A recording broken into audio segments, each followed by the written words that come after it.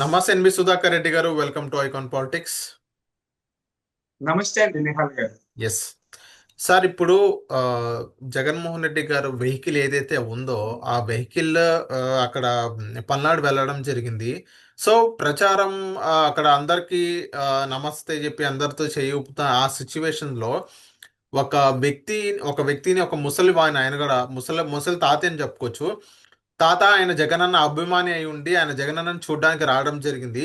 వచ్చిన తర్వాత ఆ వ్యక్తి, ఆ డ్రైవర్ ఎవరైతే ఉన్నారో అంతమందిలో కనిపించకుండా తెలిసో తెలియకో ఆ తొక్కిసలాట అయింది. సో ఈ సిచ్యువేషన్, ఆ వీడియోస్ కూడా మీరు బయటకు వచ్చి చూడడం జరిగింది, విజువల్స్ కూడా మీరు చూడడం జరిగింది. వన్స్ ఆ సిచ్యువేషన్ చూసిన తర్వాత మీకు ఏమనిపించింది సార్? సార్, ఇక్కడ జగన్మోహన్ రెడ్డి గారు పట్టించుకోకుండా కిరాతకంగా వ్యవహరించాడనాలి. అంటే నిర్లక్ష్యంగా చేయడము లేదా తెలియకుండా ఇలాంటివి జరగడం సహజం. డ్రైవింగ్ లో డ్రైవర్ ఒక్కొక్కసారి నిర్లక్ష్యంగానో లేకపోతే తెలియకుండా కొన్ని చేస్తుంటారు.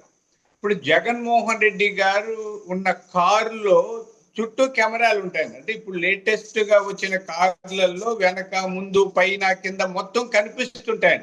మనం వెళ్తుంటే డ్రైవర్ కి కంప్లీట్ గా కనిపిస్తాయి. అవును. ఇప్పుడు లేటెస్ట్ టెక్నాలజీ అది. అంటే మనం ఎంత డిస్టెన్స్ లో ఉన్నాం, ఎక్కడుంది, వెనక ఏ వాహనం వస్తుంది, అది ఎన్ని సెకండ్లు నిమిషాల్లో వస్తాయి, ఇవన్నీ కూడా ఉంటాయి.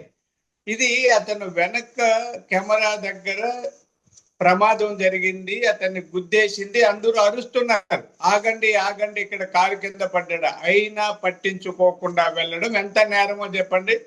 అంటే కక్షపూరితంగాను కుట్రపూరితంగాను ఉన్న చంపాలన్నట్టుగా ఉంది. అయితే ఇది హత్య కేసు కాదు, కానీ హత్యకు ప్రేరణ లేదా హత్యకు కారణం అన్న సెక్షన్ల కింద కేసులు పెట్టారు. ఇది దారుణం అండి. ఎందుకంటే ఇప్పుడు మనం దారుణం అని ఎందుకంటాం చూడండి.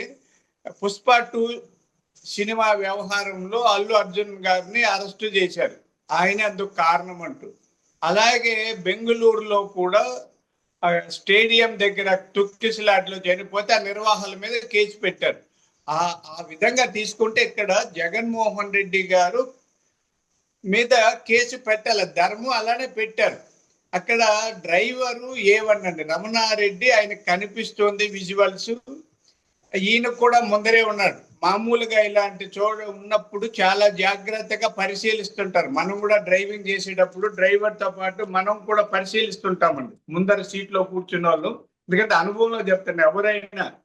అయితే జగన్మోహన్ రెడ్డి గారు కూడా ఆ విషయం తెలిసా పద అని వెళ్ళిపోయారండి. ఆ సస్తే సస్తారు, పోతే పోతారన్నంతగా కిరాతకంగా, అంటే మానవత్వం లేకుండా ఆయన అందుకని కేసు పెట్టారు. మొదట మనకు తెలుసు ఎస్పీ గారు కూడా ఈ వాహనం కాదు అన్నట్టుగానే చెప్పారు, ఏదో పొరపాటుగా జరిగిందని. ఆ తర్వాత ఈ విజువల్స్ అన్ని వచ్చాయి. సాక్షి లైవ్ లో వచ్చిన వాటిల్లో కూడా మనం జాగ్రత్తగా గుర్తించగలిగితే, చూడగలిగితే ఇవి కనిపిస్తాయి. అంటే సాక్షి వాళ్ళకు తెలుసు, జగన్మోహన్ రెడ్డి గారికి తెలుసు, డ్రైవర్ గారికి తెలుసు, అందరికీ తెలుసు, ఆ కారులో ఉన్న మిగతా వాళ్ళకు కూడా తెలుసు. కాబట్టి దీంట్లో ప్రధానంగా A1 నిందితుడు డ్రైవర్ అండి. ఆ డ్రైవరు నిర్లక్ష్యము లేదా బాగా కసిగా వెళ్ళాడు అనేది అనిపిస్తుంది. కాబట్టి అక్కడ డ్రైవర్ నిర్లక్ష్యం అంటారా లేకపోతే సెక్యూరిటీ లోపాలని అంటారా? నిర్లక్ష్యం అంటే నిర్లక్ష్యానికంటే పెద్ద పదం అండి. ఇప్పుడు నిర్లక్ష్యం అంటే BNS లో 106 వస్తుందండి, అది బెయిలబుల్ అవుతుంది. అలా కాకుండా హత్యకు కారణము లేదా ప్రేరణ ఇలా సెక్షన్లు ఉన్నాయి. అదంటే 105, 49 అవి వస్తాయి ఆ సెక్షన్ల కింద. అతను క్రూరంగా వ్యవహరించాడు అన్నది నిర్లక్ష్యం కాదండి. అది నిర్లక్ష్యం అయితే క్షమించవచ్చు, క్రూరంగా మన కారు కింద ఒక వ్యక్తి పడ్డాడంటే ఆపి ఆ వ్యక్తిని కాపాడాలి. ఎక్కడైనా మీరు మామూలు రోడ్డు మీద ఎవరు లేకపోయినా కూడా ఎవరైనా కారు కింద పడితే వెంటనే ఆపి దగ్గరలో ఉంటే అతనే హాస్పిటల్కి తీసుకెళ్లి చేర్చి వివరాలు అందించాలి. అది కాకుండా ఇతను చూసినా కూడా కిరాతగా చస్తే చావనీళ్ళు అంటూ వెళ్ళాడంటే ఎంత అమానుషమో ఆలోచించండి. ఆ డ్రైవర్కి ప్రేరణ ఎవరు? జగన్మోహన్ రెడ్డి గారు. కాబట్టి ఆయన A1, A2 వాళ్ళిద్దరు. తర్వాత ఈ నిర్వాహకుల్లో లోపం అండి.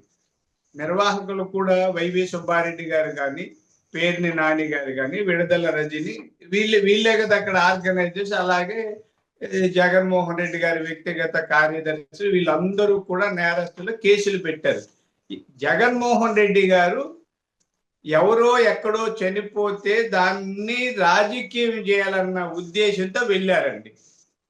పోలీసులు అంతమందికి పర్మిషన్ ఇవ్వలేదు, పరిమిత సంఖ్యలో వెళ్ళమని చెప్పినా కూడా దీన్ని ఒక రాజకీయ స్టంటు లాగా చేసి విపరీతంగా జనాలు పిలుచుకొచ్చారు. మీరు చూసింటారు, పిలుచుకొచ్చేదే కాదు, ప్లకార్డులు అవన్నీ చూసింటారు. అంటే పుష్ప డైలాగులు పెట్టి చంపేస్తాం, నరికేస్తాం అన్నంత దారుణంగా. కూడా తప్పేనా అని అంటున్నారు మరి. అదే డైలాగులు వీళ్ళు చేసింది అదే కదా, చేసింది అదే కదండి. వాళ్ళు ఆ డైలాగులు ఆ ప్లకార్డులో ఎట్లా ఉందో అలాగే కారు కింద మనిషి పడినా కూడా పట్టించుకోకుండా వెళ్ళాడు. అంటే ఇవేమి సింబాలిక్ గా చెప్పారా, మేము జనాల్ని తొక్కిచ్చేస్తాం, చంపేస్తాం, నరికేస్తాం, కొరికేస్తాం అంటూ భయభ్రాంతులకు గురి చేయడానికి చెప్పారని కూడా అనిపిస్తుంది. అంటే ఇక్కడ వాళ్ళ స్వభావము, మానసిక స్థితి కూడా మనకు అర్థం అవుతుంది. ఇక్కడ మాట్లాడుకోవాల్సింది ఏంటంటే సార్, సెక్యూరిటీ లోపం అని చాలా మంది అంటున్నారు. జగన్మోహన్ రెడ్డి గారికి ఒకసారి బయటకు వచ్చారంటే ఒక 50 మందో 100 మందో సెక్యూరిటీ ఉంటారు. జగన్మోహన్ రెడ్డి గారి కారు తొక్కితే, సెక్యూరిటీ ఉన్న కారు తొక్కితే ఫస్ట్ ఉన్న కారు వాళ్ళకి అనిపించేది అని అనుకోవచ్చు. కానీ జగన్మోహన్ రెడ్డి గారి కారే ఆ కారు తొక్కిందంటే అక్కడ ఖచ్చితంగా సెక్యూరిటీ లోపాలు ఉన్నాయి. జగన్మోహన్ రెడ్డి ముందున్న చాలా మంది ఎవరైతే సెక్యూరిటీ వాళ్ళ టీం ఉంటారో, వాళ్ళ సఫారీ వేసుకుని వాళ్ళ టీం ఉంటారో, వాళ్ళు సైడ్ని పంపించాలి కదా. రోపు కూడా అక్కడ లేని పరిస్థితి. జగన్మోహన్ రెడ్డి గారు గతంలో మనం చూసుకున్నట్లయితే జగన్మోహన్ రెడ్డి గారు వస్తుందా కానీ మొత్తం బార్గేట్లు పెట్టి చెట్లు నరికేసి మొత్తం చేసేటోళ్ళు. కానీ ఇప్పుడు జగన్మోహన్ రెడ్డి గారి టీం కానీ, జగన్మోహన్ రెడ్డి గారి సెక్యూరిటీ కానీ, వాళ్ళు ఎవరు ఇలాంటి సరిగ్గా పట్టించుకోలేదు. అందుకని ఆ సిచ్యువేషన్ అయింది. ఇది జగన్మోహన్ రెడ్డి తప్పు కాదు, జగన్మోహన్ రెడ్డి డ్రైవర్ తప్పు కాదు, కేవలం సెక్యూరిటీ వాళ్ళ తప్పే. సెక్యూరిటీ లోపం వల్ల మొత్తం జరిగిందని అంటున్నారు. దాని పట్ల మీరేమంటారు సార్? ఇక్కడ మనం చిన్న లాజిక్ మిస్ అవుతున్నామండి అందరం కూడా. తప్పు ఎవరిదన్నా కానివ్వండి, కారు కింద ఒక వ్యక్తి పడ్డాడు, చూసావు, ఆపావా, ఆ వ్యక్తిని కాపాడడం కోసం ప్రయత్నం చేసావా, అవి పక్కన పెడదాం, ఎవరిది లోపమని. ఎవరి కారు కింద పడ్డారు? సెక్యూరిటీ కారు కింద కాదు, జగన్మోహన్ రెడ్డి గారు ప్రయాణిస్తున్న కారు కింద పడ్డారు.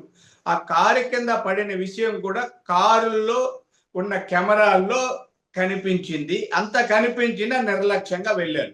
రెండు, సెక్యూరిటీ లోపము ఉంటుందండి కొంత ఎక్కడైనా ఒక్కొక్కసారి, కానీ జాగ్రత్తగా ఉండాలి. జగన్మోహన్ రెడ్డి గారు అన్ని వ్యవహారాల్లో కసిగా, క్రూరంగా, నిర్లక్ష్యంగా, కుట్రపూరితంగా, దురుద్దేశపూరితంగా వ్యవహరిస్తున్నాడనే దాని అర్థం అవుతుందండి.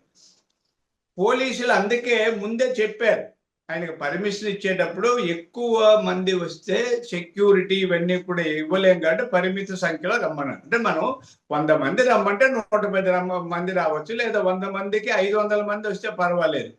వేల సంఖ్యలో జనాల్ని తీసుకొచ్చి అక్కడ ఏదో బల ప్రదర్శన చేసే విధంగా చేశాడంటే అర్థం ఏమండి? అక్కడ సెక్యూరిటీ నిర్లక్ష్యం అది ఎవరి మీదన్నా నెట్టేసేదానికి వైఎస్ఆర్ పార్టీ వాళ్ళు రకరకాల ఎత్తుగడలు వేశారు. అది ఆయన వాహనం కాదని ఒకసారి, ఆయనకి ఏం సంబంధం అని ఒకసారి, సెక్యూరిటీ లోపం అని ఒకసారి. లోపం ఎవరిదైనా, ఆయన కారు కింద పడ్డ వ్యక్తి మరణించాడు. ఆ కారు కింద పడిన విజువల్స్ ఆయన చూశాడు. చుట్టూ ఉన్న జనం కూడా అరిచి చెప్పారు, కారు కింద ఎవరో పడ్డారు, ఆపండి ఆపండి అని. ఇవన్నింటినీ పట్టించుకోకుండా పోయి ఇప్పుడు సెక్యూరిటీ మీద తోసి నెపం నెట్టాలనుకోవడం దురుద్దేశపూర్వకంగా సాక్ష్యాలను తారుమారు చేయడానికి, దాని నుంచి తప్పించుకోవడానికి ఆయన ప్రయత్నం. ఏది ఏమైనా ఇప్పుడు ఒక లేటెస్ట్ గా పెట్టిన సెక్షన్ల ప్రకారం 5 ఏళ్ల నుంచి 10 ఏళ్ల వరకు శిక్ష పడచ్చు, యావజ్జీవ కారాగార శిక్ష పడినా ఆశ్చర్యం లేదు. కాబట్టి ఈ కేసులో ఖచ్చితంగా రిమాండ్ చెప్తారు. వాళ్ళకి ఏమి స్టేషన్ బెయిల్ అంటాం, 41A నోటీస్ ఇచ్చి వదిలేరు. జగన్మోహన్ రెడ్డి గారికి కూడా ఈ కేసులో ఇప్పటి వరకు తప్పించుకుంటూ తిరుగుతున్నాడు. ఈ కేసులో ఆయన జైలుకు వెళ్ళక తప్పదనేది నా అంచనా అండి. Okay. So thank you sir.